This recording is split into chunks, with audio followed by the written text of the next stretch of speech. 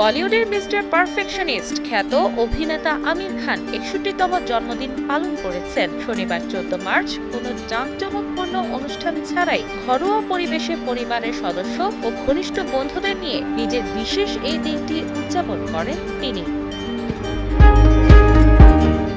যদিও গত বছর ঘটা করে নিজের জন্মদিন পালন করেছিলেন আমির খান, সেই সঙ্গে সুখবর দিয়েছিলেন তার ভক্ত অনুরাগী সহ সামাজিক মাধ্যম নেটিজেনদের। প্রেমিকা গৌরীকে সবার সঙ্গে পরিচয় করিয়ে দিয়েছিলেন জন্মদিনে।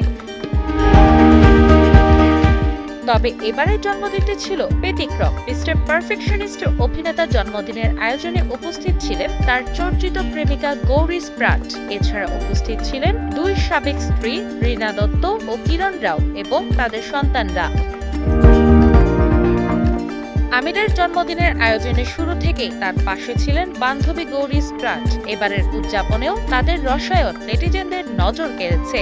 সামাজিক মাধ্যমে নেটিজেনদের মাঝে ভাইরাল হয়েছে একটি ভিডিও। সেখানে দেখা গেছে আমির খান কেক কাটার পর বান্ধবী গৌরীর মুখে কেকের টুকরো তুলে দিচ্ছেন। এ সময় তার দুই সাবেক স্ত্রী কিরণ রাও এবং রীনা দত্তকেও বেশ খোশ মেজাজে দেখা গেছে। এমনকি অনুষ্ঠান শেষে কিরণ রাওকে আমির ও গৌরীর সঙ্গে একই গাড়িতে চড়ে বিদায় নিতে দেখা যায়। এদিকে বাবা আমির খানের জন্মদিনে উপস্থিত ছিলেন তিন সন্তান জুনায়েদ খান, আজাদ খান ও ইরা খান। মেয়ে ইরাকে মজার ছলে বাবার মুখে কেক মাখিয়ে দিতে দেখা যায়। সেই অনুষ্ঠানে বলিউড অভিনেতা ভিকি কৌশল, রিতেশ দেশমুখ ও জেনেলিয়া ডিসুজা এবং প্রযোজক রিতেশ সিদ্ধাওয়ানিও আমিরকে শুভেচ্ছা জানাতে হাজির হয়েছিলেন।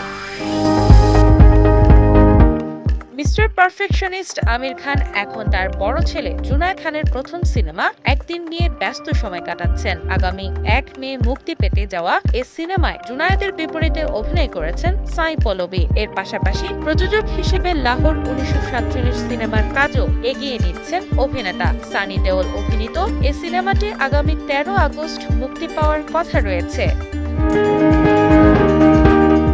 রিনা ইসলাম, বাংলা বাজার পত্রিকা।